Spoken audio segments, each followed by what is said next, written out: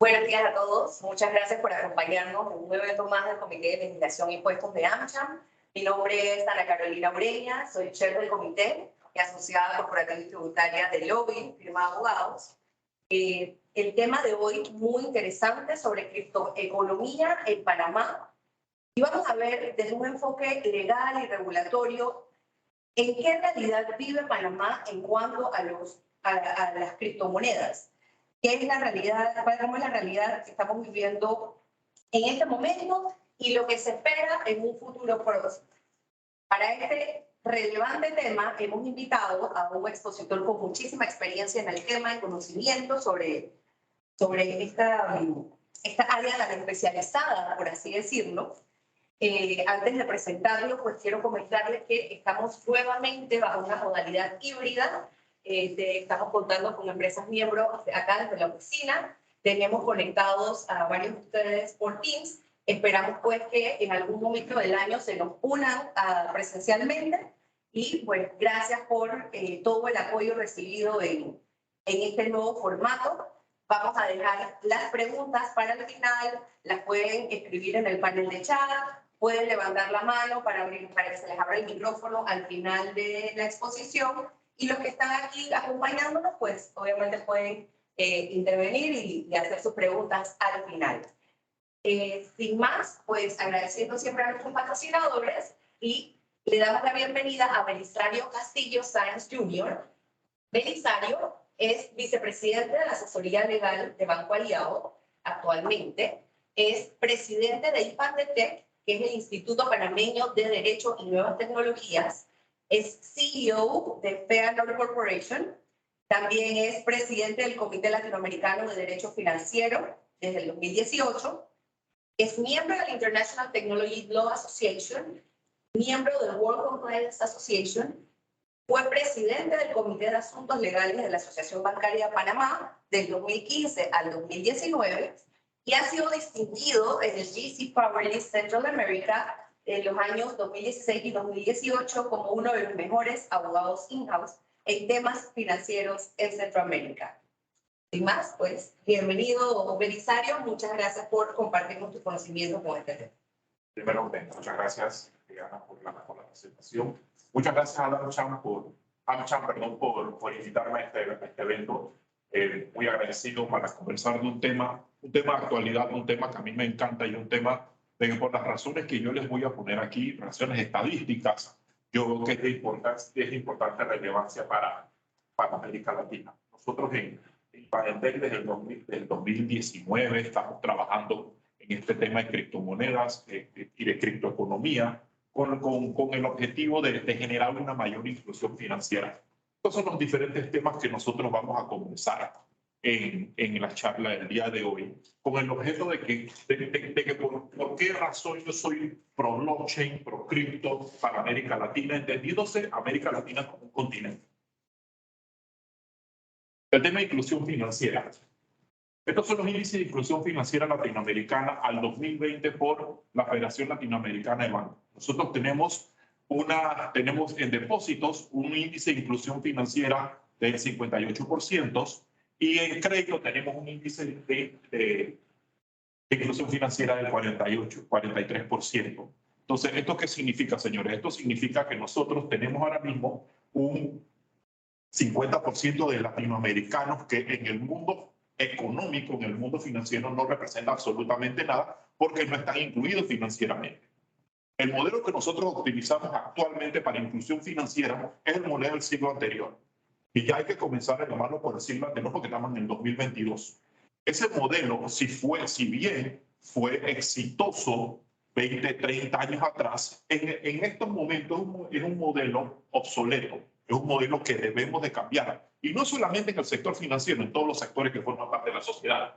Porque las personas que están creciendo, mis hijas, sus hijos, sus nietos, no son personas que van a querer una sucursal, no son personas que van a querer una oficina, son personas que quizás van a estar muy contentas estando en el metaverso teniendo este tipo de conversatorios. Pero hay un punto muy importante en América Latina que tiene que ver con la penetración del Internet. El índice de penetración del Internet se puede ver dos puntos. Primero, la OCDE, es decir, los países ricos, del mundo tienen un índice de penetración de 88.33%. América Latina tiene un índice de penetración de 78.78%. Si usted ve Panamá, tiene un índice de penetración de 71 o 20%.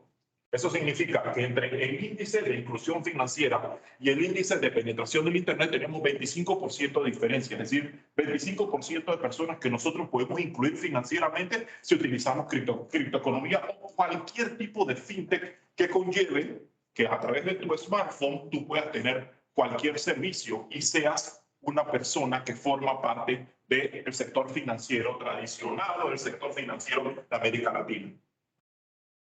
Una vez vemos eso, es importante para entender lo que es criptoeconomía ponernos también en Panamá. ¿Por qué?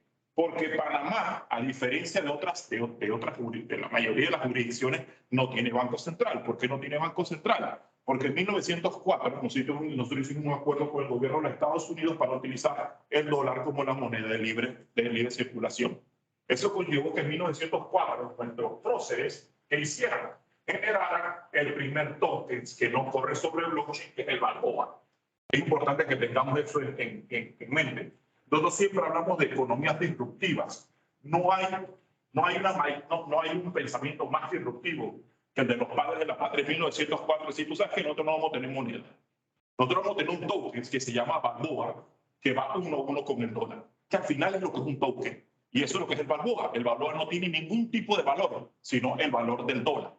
Si hay inflación y sube el dólar o baja el dólar, ¿a quién afecta? Al Balboa.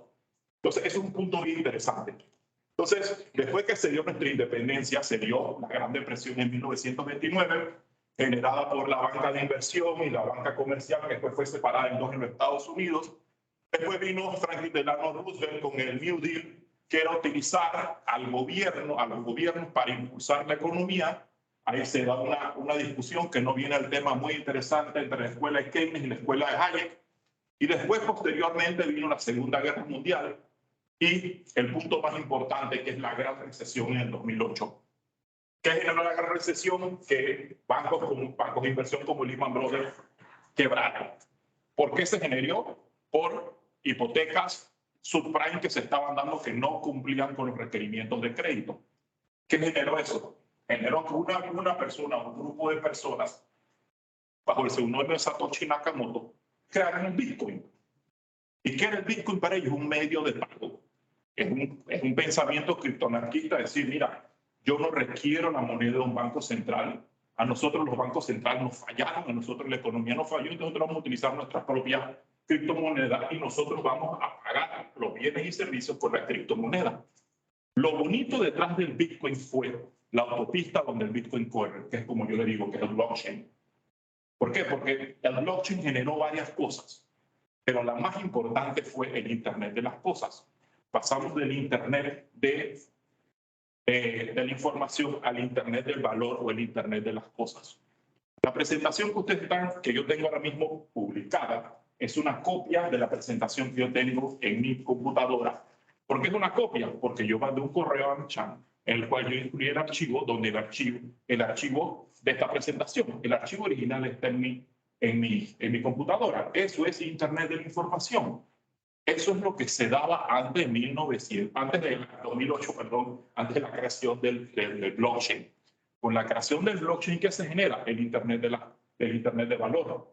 Ya yo no te estoy enviando una copia de un documento. Yo te estoy enviando el documento.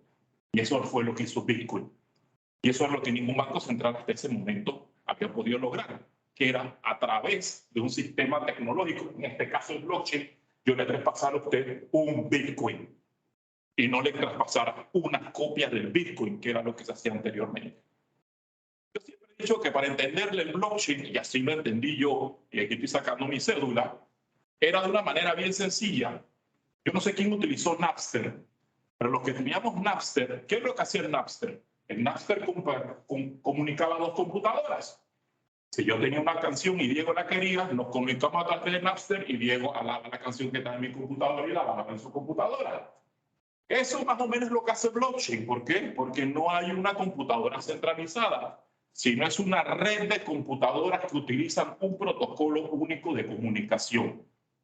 Otra ventaja, por eso se dice que la red de blockchain es peer-to-peer, de una a otra persona. Otra ventaja que trajo el blockchain era el registro. La información registrada en un principio no puede ser modificada por terceros una vez se registre. Para poder hackear una blockchain, usted tiene que hackear el 51% de la blockchain de computadoras que están citadas en diferentes lugares del mundo, si es una blockchain pública. Entonces, es mucho más difícil de hackear que los sistemas centralizados convencionales que conocemos. Otro punto importante que trajo el blockchain, y este es uno de los puntos que comienza a acabar con las falsedades que hay en muchos programas relacionados con la criptoeconomía y con las criptomonedas, que es la trazabilidad. El seguimiento de la información registrada en blockchain es trazable. Miren, los que hemos trabajado en bancos sabemos que los bancos y ahora los abogados, bueno, ahora casi todo el mundo tiene un departamento de cumplimiento. ¿Qué es lo que hace el oficial de cumplimiento? Él trata de entender si el dinero que una persona está llevando a su oficina es un dinero obtenido lícitamente. Él llega a una conclusión de que ese dinero es lícito. ¿Por qué? Porque el dinero fiat, es decir, el dinero emitido por un banco central, no es trazable. ¿De qué conlleva que no sea trazable? A que tú tienes que tener personas que interpreten si ese dinero es trazable. El Bitcoin es completamente trazable. Uno sabe, hay un programa que se llama Chain Analysis que te dice en los wallets y en los lugares, en los IP que ha estado un Bitcoin. Entonces, ahí hay una trazabilidad. Esa trazabilidad, si la aplicamos a la industria financiera, fuera fabulosa. Porque ahora mismo las industrias financieras tienen que tener a este grupo de oficiales de cumplimiento y al oficial de la cuenta, igual nos pasa el resto de nosotros que estamos en otra industria, entendiendo si ese dinero es un dinero lícito. Es decir, tú estás ante la trazabilidad, que es un elemento objetivo, versus el elemento subjetivo, que es lo que tú piensas que puede hacer. Otro tema muy interesante del blockchain, que no nació en Bitcoin, en la blockchain de Bitcoin, sino en la blockchain de Ethereum, fueron la ejecución descentralizada, es decir, los contratos inteligentes, smart contract. Es súper interesante este punto. ¿Por qué? Porque en la red de Ethereum lo que se logró desarrollar es contratos inteligentes. ¿Qué es un contrato inteligente? Es bien sencillo. Es cuando hay un evento y hay una condición. Cuando ambas se dan, se genera. ¿Qué quiere decir eso? Nosotros vamos ahí donde dice bambú y hay agua. Y nosotros apretamos el conector de agua caliente o agua fría y siempre sale agua caliente o agua fría hasta que se acabe el agua. Bueno, eso es lo que hace un smart contract, pero sin que se acabe el agua. Es una pieza, es un código numérico que repite una operación. Imagínense utilizar esas operaciones en el escrow account, que ya no tengamos nosotros que ponerlas, no sea el error humano, sino que si se da una condición y se da un evento, inmediatamente se genera el smart contract. Todo eso lo podemos hacer a través de smart contract en Ethereum, que es la más avanzada. Han salido después otros Ethereum killer, pero siempre los que quedan muertos son ellos, y al final la tecnología de Ethereum es la que sigue utilizándose porque es la mejor a mi juicio. Este es un punto que es difícil de entender, inclusive para nosotros, los que estamos dentro de este mundo de criptoeconomía. Eficiencia sin intermediario. Crypto never sleep. Usted puede hacer operaciones 24/7, no importa si el 28 de noviembre es domingo y el lunes libre, usted puede continuar realizando operaciones. ¿Por qué? Porque es un sistema completamente descentralizado. Que sea centralizado tiene sus ventajas, es decir, usted está en una blockchain, la blockchain tiene smart contract, usted ejecuta contra esos smart contracts, usted está en un exchange y usted ejecuta contra ese exchange. Pero, ¿cuál es el punto negativo? Que no hay un teléfono. Si algo le salió mal a usted, bueno, hay que presignarse porque a veces la plata no retorna. Si puso una dirección mal, la plata no retorna. Entonces, es importante que la blockchain es buena porque es sin intermediario. Usted no requiere de un tercero, pero también es una responsabilidad de usted de saber utilizarla. Otro punto importante es la transparencia. Y esto tiene mucho que ver con el concepto libertario. La información de una blockchain como Bitcoin es pública.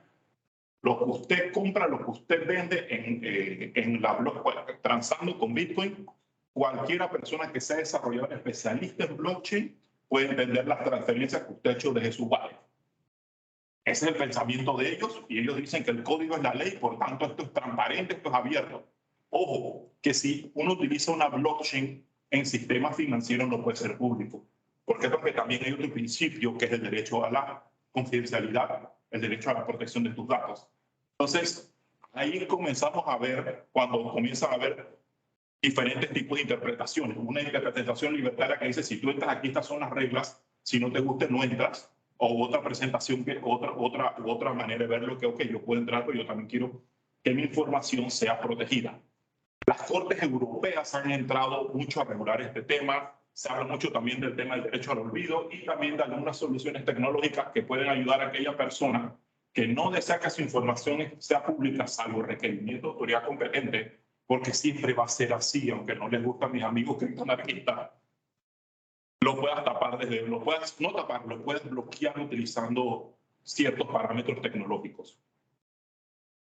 Esto es cómo funciona una blockchain. Es importante que lo entendamos antes de ir a otra parte para que ustedes vean lo diferente que es con el mundo financiero tradicional.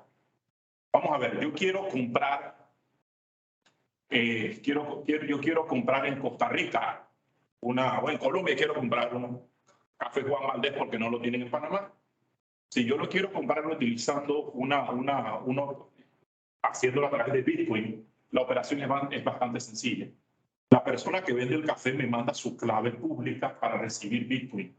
Yo su clave pública la pongo en mi wallet, que al final generalmente son un smartphone, en enviar. Usted puede enviar y usted le envía el número de Satoshi para comprar el café. Yo se lo envío. La persona lo puede estar recibiendo en 14 segundos. 14 segundos, él recibe su pago en Bitcoin, a pesar de que son dos países diferentes. Ese pago fue realizado a través de unas personas que se llaman mineros. ¿Quiénes son los mineros? Son computadoras de alto poder criptográfico matemático que se encargan de ejecutar estas instrucciones. El minero que ejecute la instrucción se gana con una comisión en Bitcoin por el trabajo realizado. Eso tiene que ver que Bitcoin está fundamentado en la teoría de los juegos, es decir, que todas las personas tienen derecho a recibir algo. Tanto las dos personas interesadas en realizar la transacción como el tercero que descentralizadamente la ejecuta. Por eso es que ustedes ven que la minería es interesante en algunos países. En Panamá, ¿por qué no es interesante? Porque para que haya minería generalmente se requiere que el país sea frío y que el costo energético sea bajo. Es decir, que nosotros no cumplimos con ninguno de esos dos requerimientos. Aquí es caliente y la energía es cara. Yo siempre he pensado que sería interesante, bueno, digo, tú puedes ver eso, de que tú estás todos los mercados de energía, analizar si toda esta energía que generan nuestras térmicas y no se le da uso, si se podría invertir en minería, para razón de que con esta minería generar Bitcoin y tener un retorno y no estás esperando, tú sabes, lo que pagan acá las centrales. El sistema bastante complejo que tenemos nosotros aquí en Panamá de venta de electricidad. Entonces, después de eso ya vimos cómo es una operación en Bitcoin, sencilla, 14 segundos, cualquier parte del mundo. Así son las operaciones de Bitcoin y de cualquiera blockchain que tenga una criptomoneda. Entonces la comparamos con el sistema actual de transferencias internacionales SWIFT. SWIFT nació en el año 1970. Yo no había nacido cuando se creó SWIFT. Y SWIFT sigue siendo la plataforma que se utiliza para hacer transferencias internacionales. Es una plataforma antigua, es una plataforma lenta. ¿Por qué? Porque cuando usted va a hacer una transferencia vía SWIFT, lo primero que tiene que hacer es un acto de fe a que su nombre no se parezca al de ningún narcotraficante. Usted, vamos el mismo ejemplo. Ahora le estoy enviando a Carlos Iván la plata del café por una transferencia internacional a Colombia. Él me da su número de cuenta y su código SWIFT de su banco. Yo mando ese dinero no a Colombia, sino a mi banco corresponsal en Estados Unidos. Mi banco corresponsal en Estados Unidos se lo manda al banco corresponsal de Carlos Iván en Estados Unidos y después ese banco corresponsal se lo manda a su banco en Colombia. Esto puede ser 24, 36, 48 horas. ¿Y por qué les dije de hacer una prueba que tu nombre no sea el parecido al de algún narcotraficante? Porque si es parecido y eso le llega al banco corresponsal y hay alguien en el cartel de Sinaloa que se llama Belisario Castillo, viene una debida diligencia ampliada para ver si el Belisario Castillo de Panamá es el mismo Belisario Castillo del cartel de Sinaloa. Entonces, esos son 24, 48, 36, lo que ustedes decidan de horas, que mi dinero no lo tengo yo, que mi dinero está en tránsito y que mi dinero le está llegando a un beneficiario final. Cuando estos muchachos a través de blockchain lo hacen en 14 segundos, porque la ley de la blockchain de Bitcoin es la primera y es la más lenta, aunque le han hecho muchas mejoras. Entonces, después que nosotros vemos todo eso, nosotros nos preguntamos como país, ¿por qué nosotros no podemos utilizar este tipo de tecnología en los diferentes productos que nosotros ofrecemos como un hub de negocio?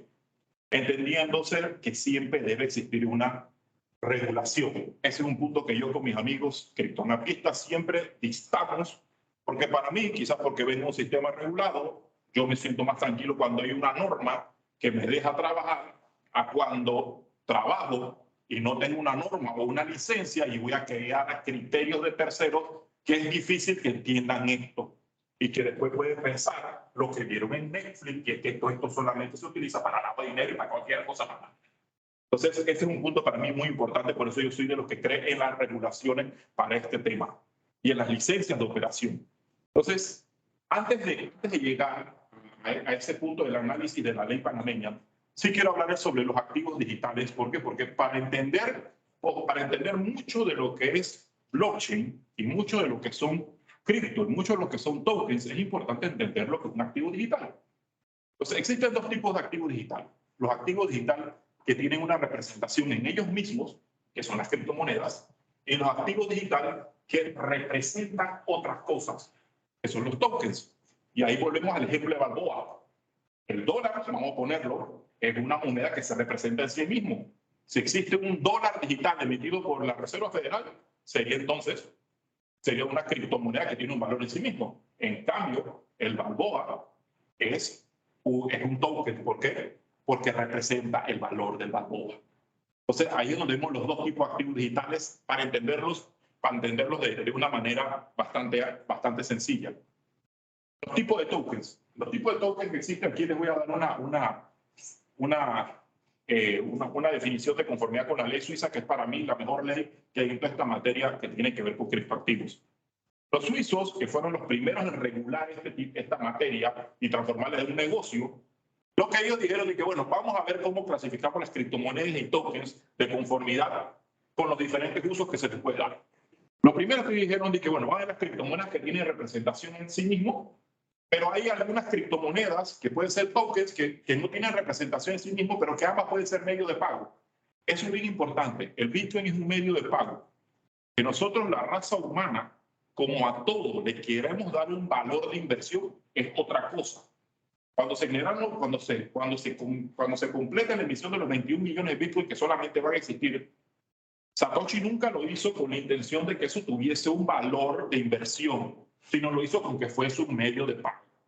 Entonces, la primera clasificación es esa, las criptomonedas o tokens que son medios de pago, es decir, que se utilizan para realizar actividades comerciales o cualquier tipo de actividades. No dan lugar alguno contra su emisión, algunas tienen trazabilidad confidencial y generalmente son emitidos a través de un ICO o Initial Coin Offering. Punto interesante. Hay criptomonedas buenas, hay criptomonedas que yo no recomiendo. No digo malas porque eso sería cada quien hace su propio análisis de riesgo. Para mí, las criptomonedas buenas son las criptomonedas que tienen trazabilidad. Ejemplo, Bitcoin, que está ahí, Ethereum, que está ahí, Litecoin, que está ahí. Hay otras criptomonedas que tienen trazabilidad confidencial. ¿Qué conlleva eso? Que si yo se la entrego a usted, usted no sabe quién se la entregó. Volvemos al anonimato del dinero. Esas criptomonedas son, ejemplo, Dash, Zcash, Moreno. Son criptomonedas que yo no recomiendo y son la mayoría de las criptomonedas que se utilizan para todo lo que son secuestros, para todo lo que son, bueno, actos de mal vivir. Se utilizan estas monedas con trazabilidad confidencial. Entonces, esa es la primera. ¿Y por qué? Porque son criptomonedas que son medio de pago. La mayoría de esas personas las reciben y en el bajo mundo las transformarán, me imagino, en dinero fiat para ser utilizado. Hay países que tienen mucho, en América Latina, pero me reservo el nombre del país, que utilizan mucho Dash. Y en el este de Europa se utiliza mucho Monero. En el este de Europa es donde más se hackea. Si alguno de ustedes está en un aeropuerto del este de Europa, no se pegue a ninguna red pública. Utilicen el propio servicio de data de su empresa, porque ahí cualquiera persona te entra y te hackea. Y cuando te hackean, te transforman generalmente todo el dinero hackeado en moreno y entonces no le puedes dar seguimiento, porque es una criptomoneda con trazabilidad confidencial. Hay un artículo bien que les recomiendo, búsquenlo en Google, que fue hace como unos 6 o 7 meses de una investigación que hizo el FBI sobre una persona que ellos entendían que estaba vendiendo, bueno, sí, no entendían, una persona que estaba vendiendo secretos del gobierno de Estados Unidos de armas. Y lo que él pidió fue que le pagaran Monero. Y lo que hicieron los hackers blancos del FBI fue como darle trazabilidad de sus moneros y así agarraron al tipo. Bien interesante, lo pueden buscar en Google. Entonces, otro tipo de tokens son los utility tokens. Yo les soy bien sincero. Cuando yo comencé en esto, en el 2017, yo pensé que los utility tokens eran como tokens para un casino. ¿Por qué es un utility token? Tú eres como parte de la empresa, te dan unos tokens para que tú disfrutes lo que hace la empresa. Yo, casino. De la manera más fácil, un casino online, blockchain, tú compras con tu dinero fiat, te dan unas monedas, tú te las vuelves del casino, si la quieres transformar fiat, solamente el casino te devuelve. Eso es un utility tokens, pero posteriormente todo lo que tiene que ver con criptoeconomía comenzó a evolucionar y no solamente ya era medios de pago, sino que nacieron primero el fenómeno de los NFT, que son los non-fungible tokens. Y con eso nació las obras de artes que se dan mucho, se ven por los billones que se venden obras de arte que son tokenizadas. Yo tengo mis reservas sobre ese tipo de obras de arte. Para mí me parece vanidad, pero bueno, si hay una persona que quiere comprar una obra de arte en NFT libre, se hace un dinero. Pero sí se puede dar lo que yo digo que es capitalismo social, que es que varias personas puedan comprar una obra de arte que existe en el mundo hardware, en el mundo de nosotros, y que la hayan pasado en NFT. Hay un punto bien interesante también con los utility tokens, que es la tokenización de activos. La tokenización de activos es cuando uno tokeniza un activo, uno genera un NFT. Y un NFT es un utility token que te da propiedad sobre algo que existe en el mundo hardware. Eso puede ser una charla aparte porque tokenización de activos es un tema supremamente interesante. Pero bueno, los utility tokens generaron posteriormente la tokenización de activos, es decir, transformar este edificio en metros cuadrados y que las personas no tengan que comprar un apartamento, sino que puedan comprar metros cuadrados sobre un edificio que están representados en un NFT. Eso se llama capitalismo social o financiamiento colectivo. Entonces, que está muy relacionado con el crowdfunding. Después también tenemos otro punto interesante de los utility tokens, además de la tokenización, es la posibilidad de que entidades públicas puedan generar NFT de identificación de la persona. Si tú tienes un NFT que emite el Tribunal Electoral de Panamá diciendo que tú eres Belisario Castillo, eso tiene la validez que es la emisión de un Estado. Entonces, eso te ayuda mucho. O si en algún momento, que ya se está dando en Estonia, porque a veces al principio de esto uno hablaba como de cosas que no se daban, y ya cosas que están dando. Estonia ya tiene toda su plataforma en blockchain. Y cuando usted va a Estonia, usted ya no hace una compra-venta tradicional aquí como nosotros, que es una escritura pública, tomamos poniendo dedos, nos toman una foto, vamos donde el notario. Bueno, ese turismo de notarías, no, allá lo haces a través de un NFT. Un NFT que tú tienes que dice que es una escritura pública, solamente que consta en soporte tecnológico en la cual tú dices que tú eres el propietario de esa propiedad. Imagínese si el registro público tuviese eso. Ojo, para mí el registro público es una de las mejores instituciones que tiene Panamá y cuando lo comparo con América Latina es una de las mejores que hay. Pero si uno quiere ir más allá, imagínense si algún día nosotros tuviéramos, no es para cambiar el negocio de los notarios pueden hacer todo en la blockchain. Va a ser lo mismo que están haciendo en otra plataforma, en una plataforma electrónica. Porque ya poco a poco lo estamos haciendo con con las escrituras públicas estas telemáticas, o sea que ya estamos avanzando. Y yo creo que el Registro Público y el Tribunal Electoral, que son dos entidades que a mi juicio dan buen servicio, a pesar de todas sus limitantes, si hacen una comparación con otras jurisdicciones con las cuales nos tenemos que comparar. El servicio es bastante bueno y este tema de los utility tokens para ellos nos daría a todos un mejor servicio. Tener un papel que se moja, que después tienes que ir al registro público a pedir otra escritura pública si no tiene un NFT que representa la propiedad. Después están los tokens que a mi juicio, y lo sigo pensando, son los que más se están desarrollando y se van a desarrollar, que son los asset tokens. Los asset tokens lo que hacen es representan los asset tokens lo que te van a representar es un activo de deuda o una reclamación de capital del emisor. Un asset token es lo más similar a lo que nosotros vemos en el mercado de valores. ¿Por qué? Porque pueden prometer participaciones de ganancias futuras, pueden ser análogos a acciones, bonos o derivados, o se pueden permitir comercializar activos físicos en la cadena de bloques, también entra en esta categoría. Imagine, en un principio uno siempre hablaba de ICO, que es Initial Coin Offering, así nacieron la mayoría de las criptos, la mayoría de los tokens, pero ya se habla ahora de SKO, que son Security Token Offering, es decir, cuando un gobierno como el gobierno suizo permite la emisión de un asset token, es decir, un token que generalmente pasa por el mercado de valores, pero lo emites en una blockchain con una autorización del emisor. Pero no podemos decir que es un security token. Entonces, esto es bien interesante. ¿Por qué? Porque es una oportunidad para Panamá para desarrollar más el sector valor. Y estaba dentro del proyecto de ley que se encuentra en el taburete del presidente para aprobación. Y es interesante porque es una nueva industria que nosotros podríamos realizar de una manera eficiente. Las casas de valores sí tendrían que aliarse, que es lo que está pasando con desarrolladores para poder hacer emisiones, no solamente por Latin Clear, sino por una blockchain debidamente autorizada por un supervisor, en la cual usted no solamente está en el mercado panameño, sino que está en el mercado internacional. Que de que las comisiones hay que compartir, así las comisiones se pueden compartir. Yo creo que la casa de valores que se dé cuenta de que esto es un buen negocio, se da cuenta que no es que lo están desplazando, sino que hay otra manera eficiente de hacerlo, que puede ir a más personas. Después están los últimos, que son los tokens híbridos, que ya se están dando, que son una combinación de cualquiera de los tokens que anteriormente uno habla. Generalmente un utility token puede tener algunos security tokens, porque si un NFT, pero un NFT que pasó por bolsa es un híbrido.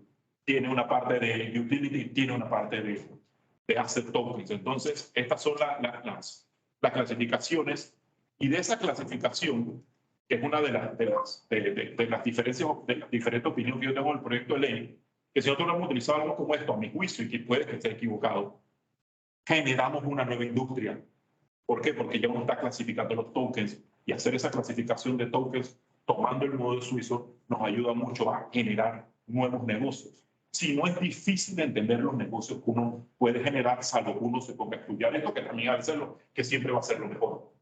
Entonces, antes de entrar en el proyecto de ley, que sí lo quiero hablar para finalizar la charla, porque tiene que existir una regulación, a mi juicio, para poder que nosotros hagamos esto primero dentro de la República de Panamá con tranquilidad y fuera de la República de Panamá con mayor tranquilidad, porque usted sabe que nosotros somos un país que olímpicamente estamos listados. Entonces es bueno que tengamos una regulación, si no nos lo van a hacer recordar de una manera más dura que cuál es en una lista nueva. Entonces para eso vamos a tener regulación y hacer cosas de conformidad. La Constitución de la República de Panamá. Parece que aquí el uso de cualquier cripto es legal. Dice que la facultad de emitir moneda pertenece al Estado, el cual podrá transferirla a los bancos oficiales de emisión en la forma que determine la ley. Y después el 12 nos dice, no habrá en la República papel de moneda de curso forzoso. El primer punto es bien interesante. Yo trabajé mi primer banco fue el Banco Nacional de Panamá, y tuve la suerte de estar cuando se hizo un señoriaje, que es cuando se emite un papel moneda. Es bien interesante. Bueno, se emite, wow, es bien interesante. ¿Por qué? Porque Tiene que haber una ley. La ley la propone el Ministerio de Economía y Finanzas. La ley se lleva a la Asamblea y la Asamblea autoriza la emisión de la moneda. Al momento que se emite una moneda, el gobierno gana algo que se llama señoriaje, un porcentaje de la emisión. Cuando esta moneda se emite, en ese momento se la ganó Canadian Mills, creo que se llama la empresa, una empresa canadiense que está en Winnipeg. Ellos son los que se encargan de emitirte las monedas, y ellos te las mandan y eso reposa entonces en la reserva panameña del Banco Nacional de Panamá, que queda aquí en la Fernández de Córdoba, que es donde está la reserva de la República de Panamá, y ahí es donde reposan las monedas y entonces las van dando al sistema. Eso el Panamá lo puede hacer, pero imagínense si diciendo que la República puede hacer eso, si la República hace esa misma emisión a través de un balboa digital, un token, todo lo que se podría utilizar como un token. De esa manera no tuviéramos que esperar tanto para compensar. Ustedes saben que aquí la compensación es por horas, es 9, de 12 y de 3, sino hasta el día siguiente. Y si es a las 3 de la tarde el viernes, hasta el lunes. Entonces, eso no es eficiente. Nosotros podemos decir que somos un centro financiero de primer mundo con ese tipo de, con ese tipo de compensaciones. Entonces, fundamentándonos en lo que dice la Constitución Nacional de la República de Panamá, que es donde yo sé nuestra norma más importante, no lo que piensan muchas personas que están en contra, nosotros podemos generar un token digital, un balboa digital, y con ese balboa digital utilizarlo debidamente emitido por la República de Panamá y utilizarlo para realizar transacciones. El Canal de Panamá podría cobrar con eso. Entonces, como les dije, fundamentado en estos dos puntos de la Constitución de la República de Panamá, en Panamá las criptomonedas no están prohibidas. De que a las personas no les gusten es otra cosa, pero que están prohibidas no están prohibidas. Cualquier panameño puede utilizar criptomonedas. ¿Por qué? Porque yo pienso que los panameños somos buenas personas. Yo estoy seguro de que habrá un porcentaje que lo utilice, quién sabe para qué cosa. Pero yo compro criptomonedas de 2017 y jamás he tenido problema con nadie. Entonces yo creo que su uso se debe dar y se está dando. El problema es que como no hay legislación, se da en los mercados negros. A pesar de eso, en Panamá hay 17 criptocajeros, que son cajeros donde usted lleva, te mete $10 y usted pide Bitcoin y le entregan en Bitcoin a la dirección de su wallet. Yo siempre he querido saber cómo ellos compensan esos dólares que están recibiendo, porque después tienen que ir a algún banco. Y entonces tienen que hacer una declaración de dónde recibieron esa plata. Entonces, ¿saben cómo somos nosotros? Y que ahí la cosa se pone difícil, pero existen 17 criptocajeros. Ojo, y somos uno de los, estamos en el top 5 en más cajeros en Latinoamérica. El primero es El Salvador, por razón de que ellos utilizan ya el Bitcoin como una moneda de curso legal. Creo que después está México, Brasil y nosotros. O sea que tenemos más cajeros que países con una población mucho más grande de Panamá. Y tiene mucho que ver por el tipo de servicios que nosotros ofrecemos como país. Entonces, todo esto, a pesar de que se puede hacer, a pesar de que uno puede transar, el problema es cómo transar, porque el sistema panameño financiero no es interoperable, y segundo, de que muchos bancos, si uno dice que uno está haciendo una operación de cripto, te cierran la cuenta. Hay otros que son más abiertos.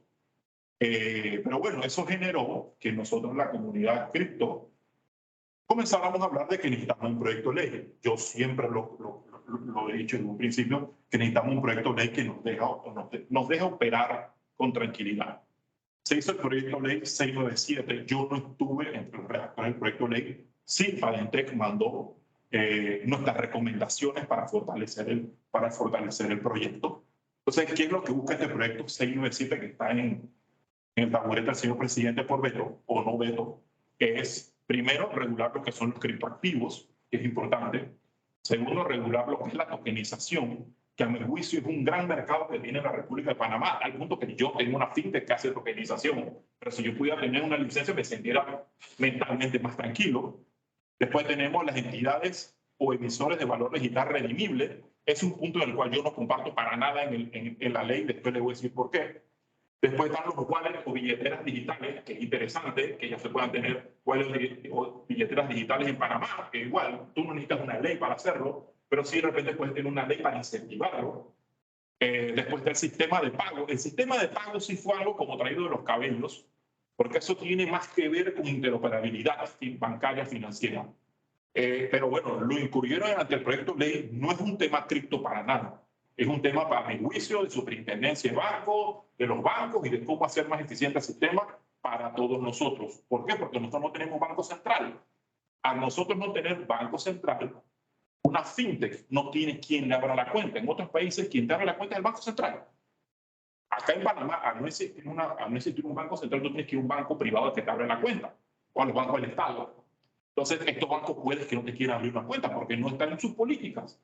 Pero si fuese desde el punto de vista de un banco central, sí tiene que tener una política, cumplir el requisito y te abren cuenta. Entonces, yo creo que eso sí es importante, que lo tenemos que tener. Y a mi juicio, quien se tiene que encargar del sistema de pago en algún momento va a tener que ser el Banco Nacional de Panamá, porque actualmente tienen hasta el sistema de compensación de cheques. Todos los cheques se compensan en el Banco Nacional de Panamá. Así que es un tema interesante. Y después lo más importante es que toda regulación, y lo dice la ley, tiene que cumplir con los requerimientos de anti-money laundering, de Gafi. Eso es un must. Eso no se puede evadir. Porque si no, ustedes saben lo que nos ha pasado a nosotros cuando hemos querido mirar hacia el otro lado o evadir las recomendaciones de los supervisores. Con nosotros son rápidos. Entonces, mejor es tenerlo desde el principio dentro de la regulación. Entonces, el proyecto 697, entre otros temas que toca de manera aleatoria, que para mi juicio no tienen que estar en una norma, es identidad digital de personas naturales y jurídicas a través de blockchain. Es cierto que blockchain es la mejor herramienta para identidad digital. Sobre todo nosotros que utilizamos muchas redes sociales que dicen que somos nosotros, pero al final no somos nosotros. Yo siempre lo digo, cuando entras a Facebook no es Belisario Castillo, es el Belisario Castillo de Facebook. El día que Facebook me quiere cerrar la cuenta, me la cierra y me saca contra mi foto y todo. Igual que en Twitter, igual que Instagram, igual que todas las redes sociales, no eres tú, es un espacio que estás dando para que sea el Belisario Castillo de Facebook. Si tú tienes identidad digital autosoberana, que la mayoría, y Ben está haciendo un muy buen desarrollo sobre este tema y lo está haciendo sobre blockchain, es la capacidad que tú tienes de poder entrar a todas estas redes con tu cédula y salir con tu cédula, y lo más importante es que ellos no se queden con tus datos. Porque al final no es que ellos están con tus datos para mirar las fotos mía con mis hijas, no. Ellos van a saber cuáles son, qué es lo que yo consumo, qué es lo que yo veo, cuál es mi ideología. Y todas esas cosas las explotan comercialmente, porque carmelitas descalzas no somos. Otro punto importante que se va a ver que toca el punto 697 es la migración de registros del Estado a blockchain. Eso es excelente, eso es necesario. A mí, miren lo que pasó en Costa Rica, el hackeo que hubo a información.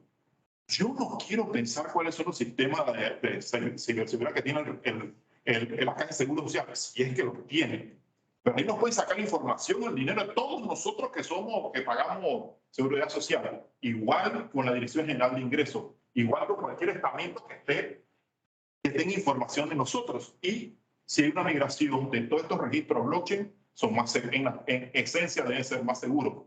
También se habla de los contratos inteligentes. Se trata de, la ley busca el desarrollo de empresas que vengan a Panamá, se instalen para desarrollar contratos inteligentes. También se habla de las DAO. Este es un tema también que, a mi juicio, no debe estar en este proyecto de ley, porque las DAO es un tema complejo. Las DAO es como una sociedad anónima donde hay 3 millones de token holders, y los 3 millones son dueños de la empresa. O sea, desde el punto de vista de tecnológico es súper interesante, porque las votaciones son en base al número de tokens y todo ese tema. El problema es, si nosotros vamos a incluir DAO, tenemos que hacer una regulación bien fuerte, porque imagínense si dice que podemos hacer personas jurídicas que sean DAOs. Nosotros los abogados, que somos la gente residente, ¿cómo vamos a hacer esa diligencia si son 3 millones de personas los que tienen tokens? Salvo que esa DAO esté en un mercado regulado, y tuvo una emisión, y entonces, bueno, nosotros nos protegemos de que esté en un mercado regulado, pero si no es bastante difícil. Es un tema, la legislación que sé que está haciendo DAO en Wyoming, pero sí, es un tema, yo lo sacaría de aquí y lo pusiera en otro tipo de desarrollo y sobre todo una actualización que tenga que ver hasta con las personas jurídicas que tenemos nosotros, que algunas requieren actualización y no para verlo desde el punto de vista malo, sino desde el punto de vista de eficiencia y de como una parte de nuestro core de negocio, aunque ya haya ido en disminución por razón de lo que todos sabemos. Otro punto que toca el proyecto 697 es el crowdfunding. Eso es bien importante. Quien tiene competencia sobre el crowdfunding es la Superintendencia del Mercado de Valores. Yo creo que es un sistema, ese es el que yo les digo, que es capitalismo social, que nosotros debemos incentivar el desarrollo en la República de Panamá. Otro es el tema del sandbox, o sea, exclusivo para entidades de valor redimibles. Para mí el sandbox es importante, pero yo soy de los que opinan que ningún supervisor de la República de Panamá requiere una norma para hacer un sandbox. Cualquiera de los 3 supervisores más grandes, y quizás hasta podemos meterle para hablar de 4, ellos pueden hacer un sandbox regulatorio por acuerdo. La legislación bancaria de valores y de seguro les da plena facultad en su junta directiva para que regulen sus respectivas industrias. Ellos a través de un acuerdo pueden hacer sandbox. Que no lo hayan hecho es otra cosa. Pero el sandbox es la mejor manera de poder regular este tipo de productos. Es la manera como lo hacen en inglés y es la manera para mí más acertada. Y después también tiene que ver con el Open Banking, porque se habla también en el proyecto de ley de desarrollar el Open Banking, que es muy importante.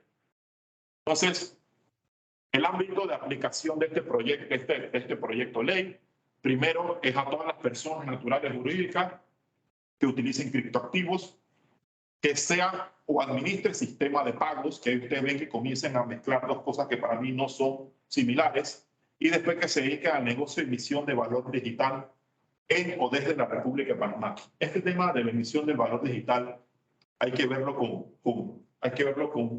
mucha lo que está más adelante.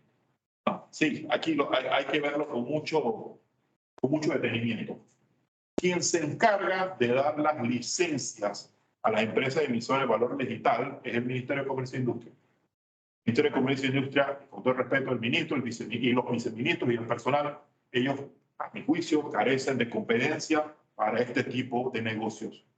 Para mí, quien debe regular esto, dependiendo del proyecto que se está ejecutando, son los supervisores tradicionales. Superintendencia de Banco, Superintendencia de Valores, Superintendencia de Seguros. ¿Por qué? Porque tienen normativas más específicas y tienen mayor conocimiento de este tipo de negocio. Yo no veo a la MISI haciendo esto. Y ya hemos tenido en Corea una criptomoneda que se llama Luna, que ha hecho pobre a millones de personas. ¿Por qué? Porque al final es un scam. Y todas las personas que compraron perdieron absolutamente todo. No que ni siquiera recuperaron 0.0001 dólares de su inversión. Lo perdieron todo.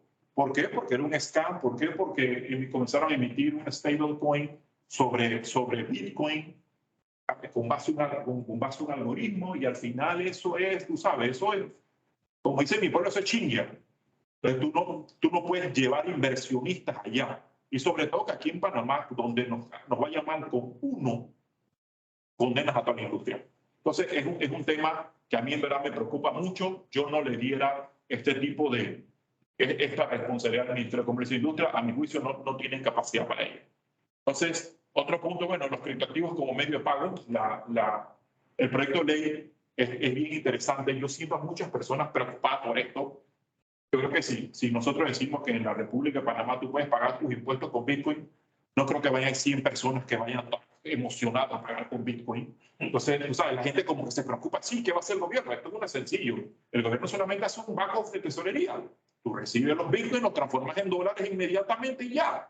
Eso lo hace cualquier banco de valores, esto es sencillo. Eso no es rocket science.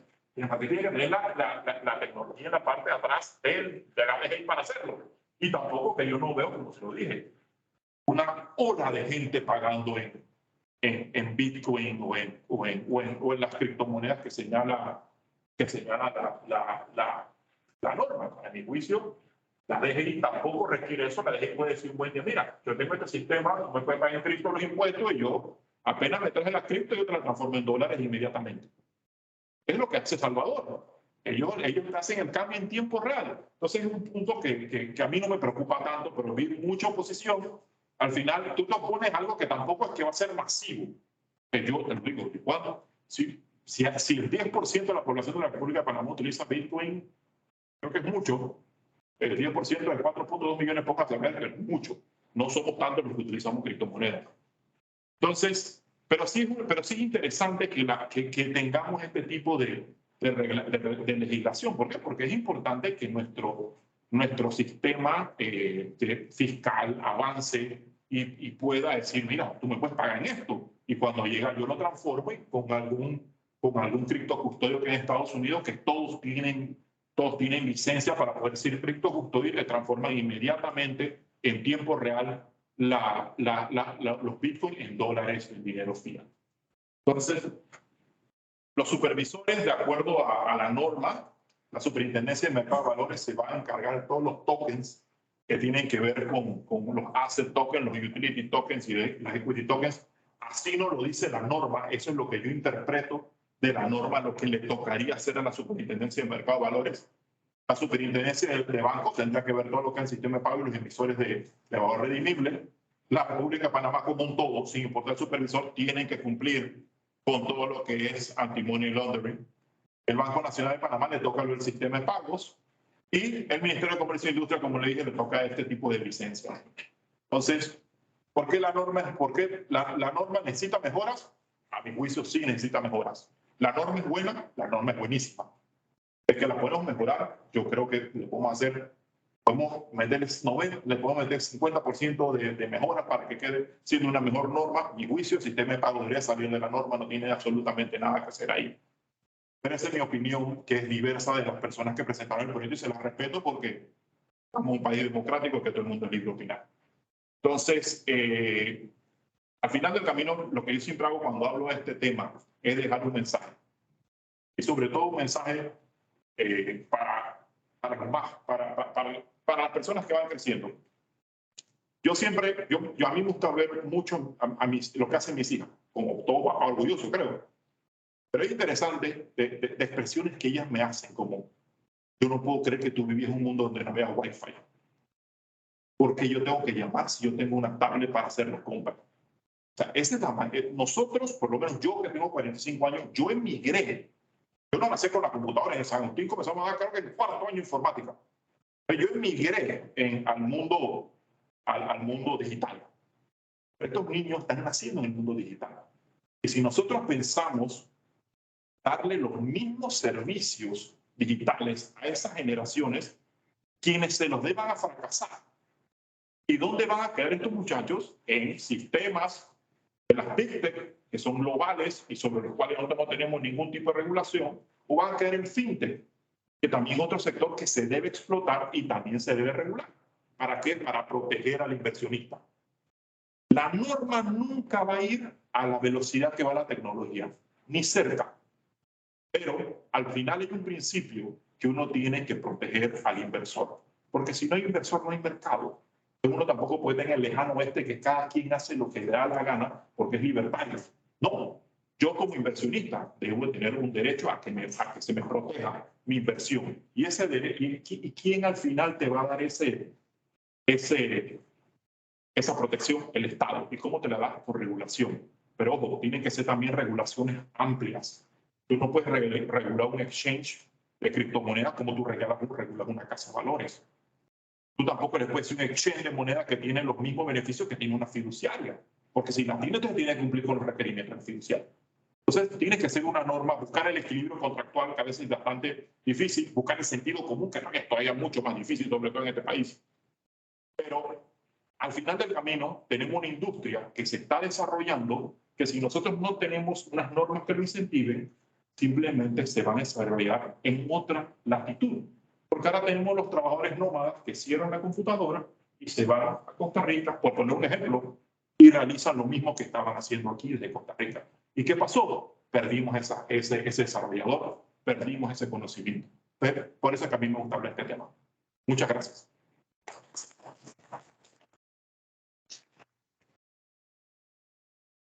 Belisario, buenísimo. Qué manera tan didáctica de explicar un tema tan complejo.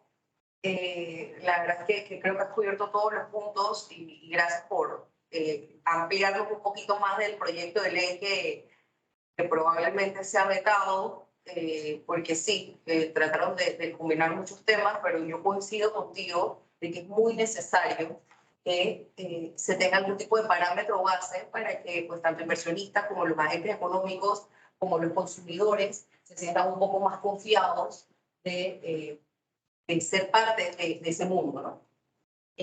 No sé si alguno de los presentes o los que nos acompañan por Teams tienen alguna pregunta. Adelante. Uno, para pegar la cédula, tú dices que viste para pasar para el cuarto año, no en San Agustín, casualmente, dejé de dar la tienda para cambiarlo por computador.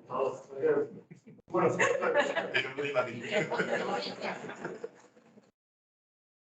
una pregunta, tú mencionas que la identidad digital, si no una identidad digital, está regulada para eso, estamos pudiera ayudar a proteger mi información, mi data en el espacio, que es un caso de Ok, mira, el principio de identidad digital soberana es que tu cédula, o ponerlo así, sea un documento digital en el cual cuando tú entras a una plataforma, sea tuya, y cuando tú sales de la plataforma, tú saques esa información. Entonces, ¿por qué? Ahora mismo lo que pasa es que tú no tienes identidad digital. Si tú te das cuenta, hay personas que dicen que uno debe nacer con un número único, como humano, y que ese va a ser un único de identidad digital. Entonces, lo que busca la identidad digital soberana es, primero, eliminar que las empresas, las Big Tech o cualquier tipo de empresa, tenga tu información, la utilice en su beneficio y además de eso te puedan sacar de la red cuando ellos así lo consideren porque tú sabes, incumpliste alguno de su reglamentación. Entonces, eso se va a poner todavía más complicado, porque ahora estamos hablando del metaverso. Entonces, cuando hablamos del metaverso, es que ya uno entra con un avatar, pero posteriormente estoy seguro que uno va a entrar mucho más perfeccionado que el avatar. Porque uno te entra con un avatar, como uno te trae, como vikingo y todas las cosas, que si no, no podrá seguir.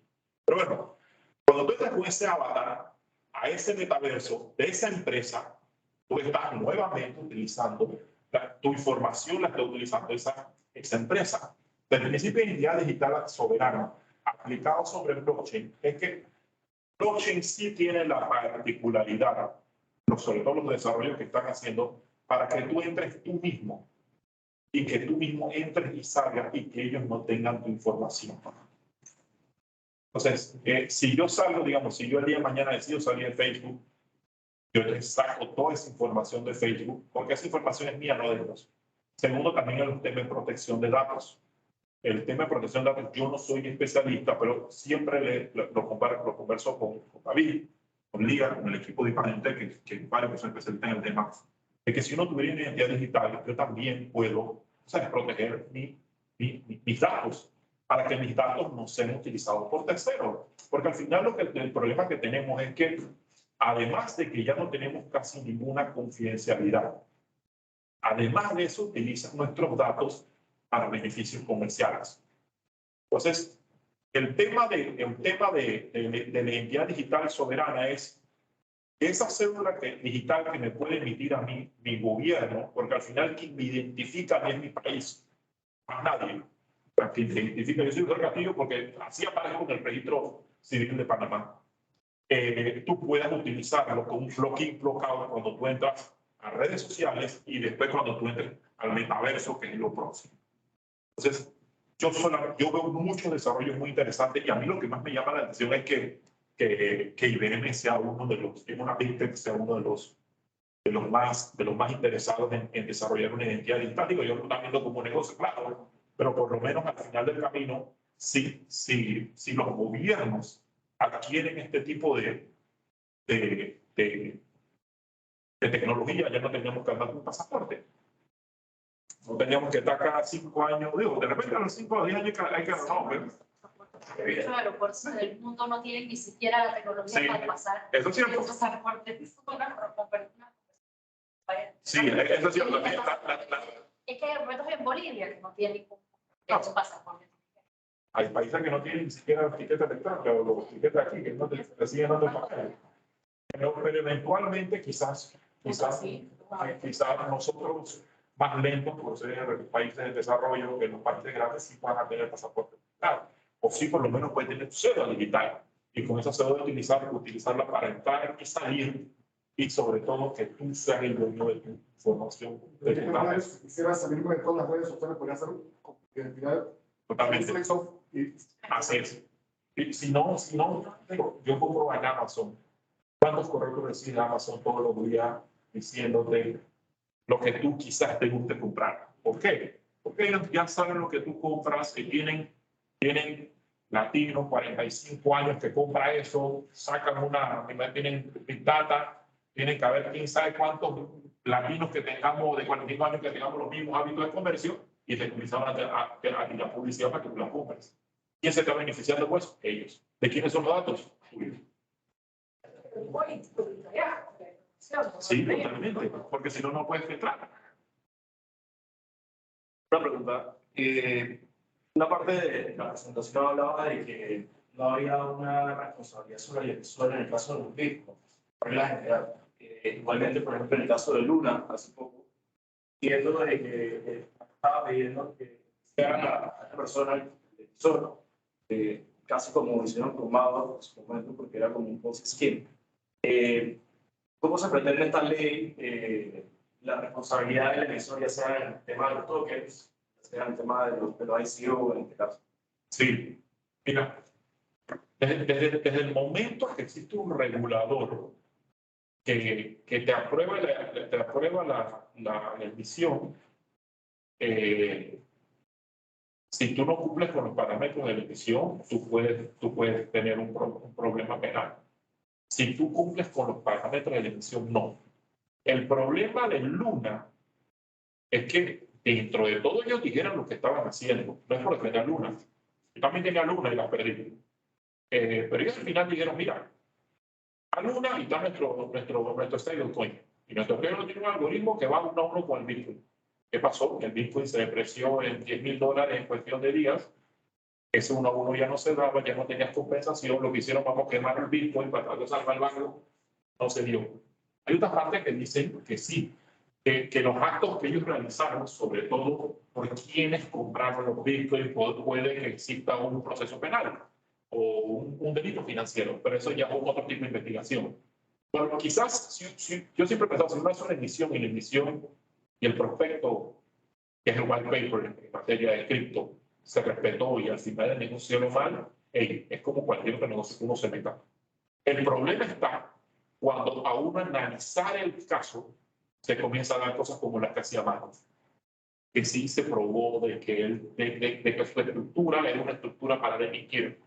Este tipo, no sé cómo se pronuncia, el coreano que está detrás de eso,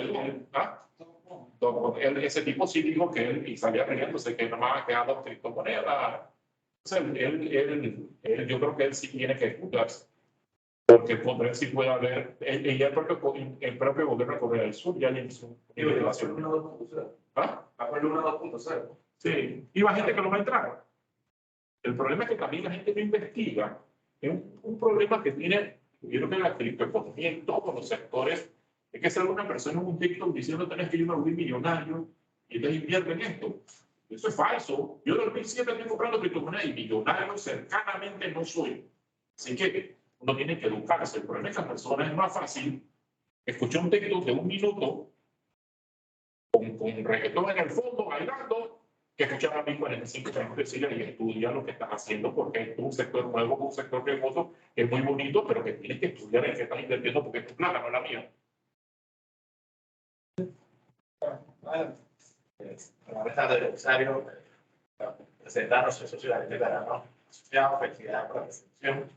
Hay un tema que inclusive lo revisamos en webinars del año pasado, es el tema de si la gravabilidad de los beneficios para residentes y no residentes, que era uno de los temas que podía haber un defensi en la ley. No sé si puede dar tu respuesta o punto de vista, por favor. El tema fiscal en la ley es bastante interesante. Ellos dicen que toda persona que tenga un wallet y haga operaciones cripto tiene que pagar impuestos. Creo que es 4% lo que se establece. Yo sinceramente no sé cómo el gobierno de Panamá, la República de Panamá va a hacer para saber quién tiene cripto en un wallet.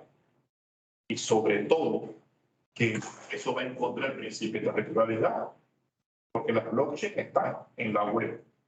Entonces, si yo estoy trazando un Bitcoin, Siempre eso dijeron el defensi, que es uno de los si estoy trazando en Bitcoin como panameño, como presidente, o como presidente, o como presidente, ¿por qué tengo que pagar el fisco panameño?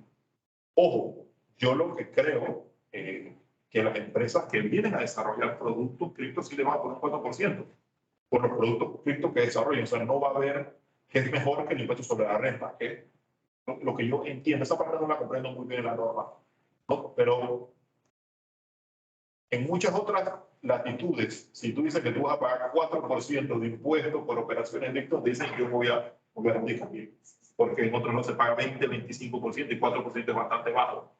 Y he conversado con otros amigos de Sudamérica, me dicen, es que si es así, yo prefiero mudarme a Panamá y no a Salvador, aunque yo tenga que pagar 4%, de Salvador no pago porque siento que hay más seguridad en Panamá que lo que sea que pudiera poner en Salvador, que en verdad el 4% no es tan alto.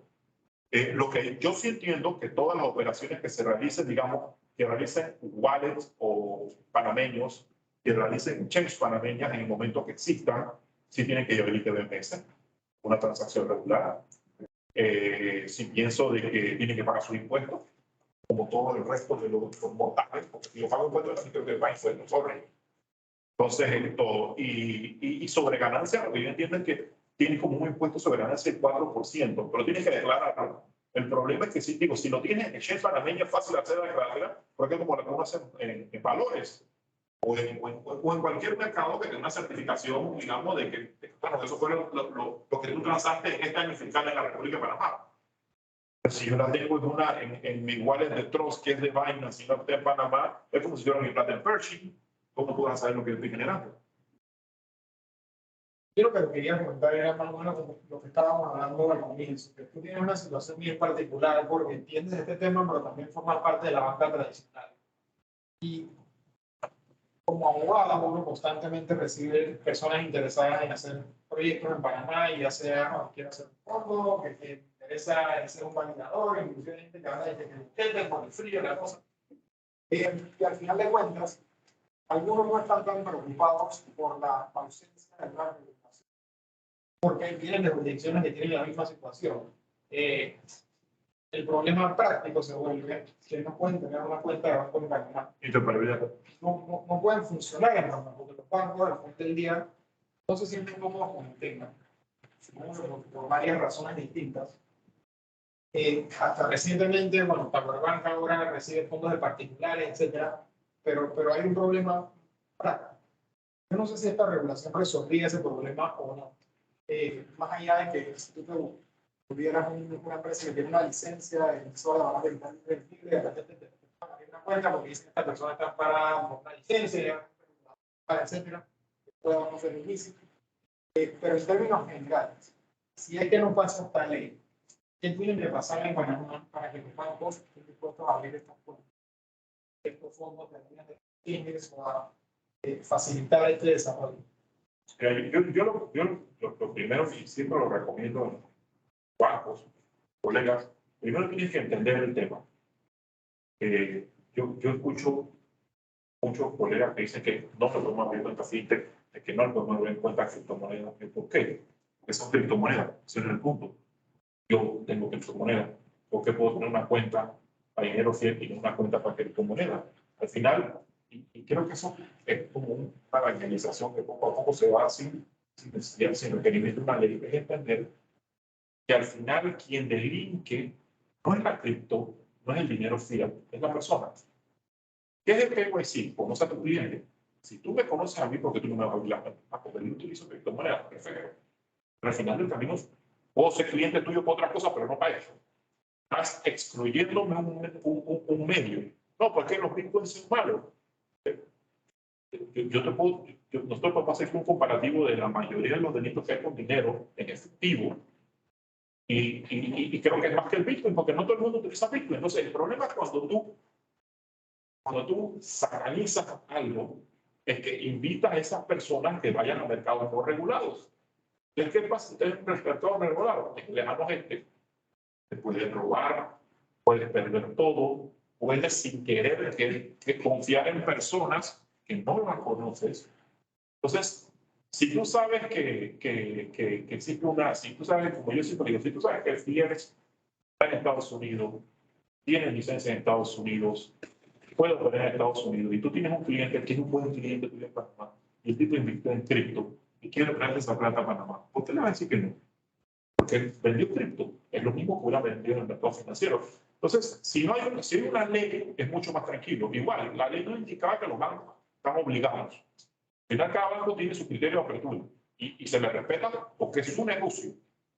Pero yo creo que cuando uno entra a analizar el tema, de hacerlo de manera académica, porque aquí tenemos esto, aquí tenemos lo otro, una manera comparativa, y de esa forma, digo, quizás están dejando pasar un buen negocio por delante.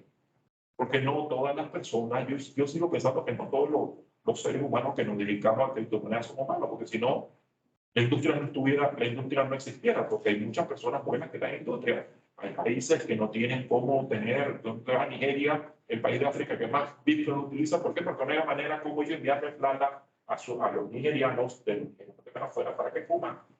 El que está en África le quita menos que esta empresa conocida del video de diseño. No, Totalmente.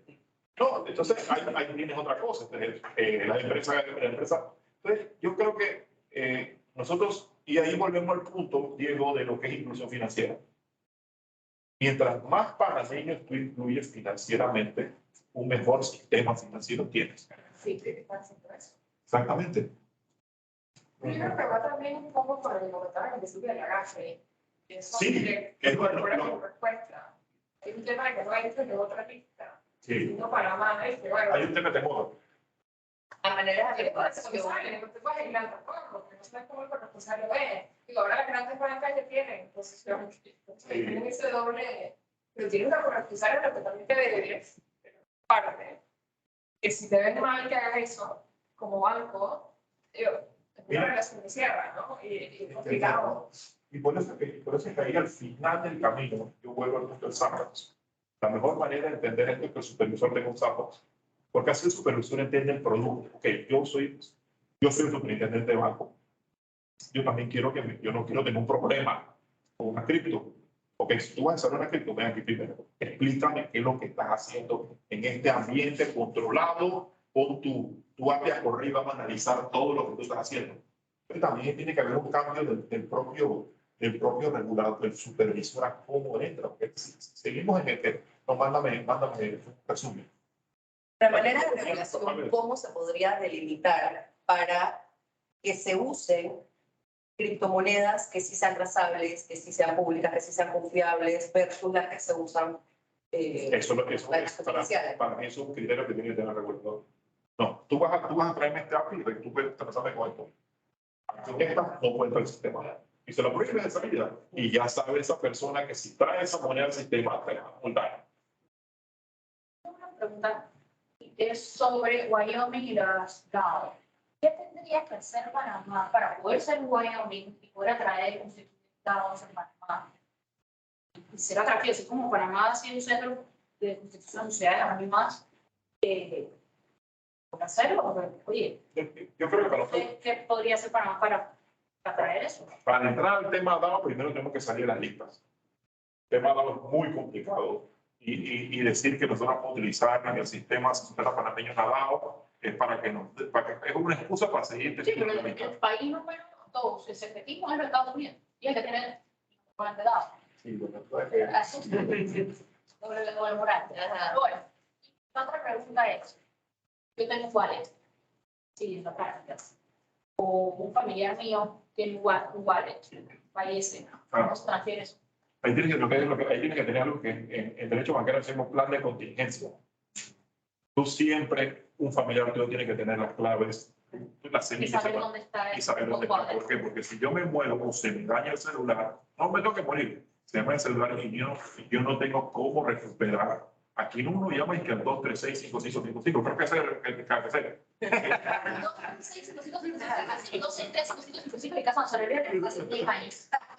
Tú no puedes llamar y que, bueno, tú no puedes llamarlos y que, oye, tú sabes que se me dañó, perdí mi wallet. Sorry.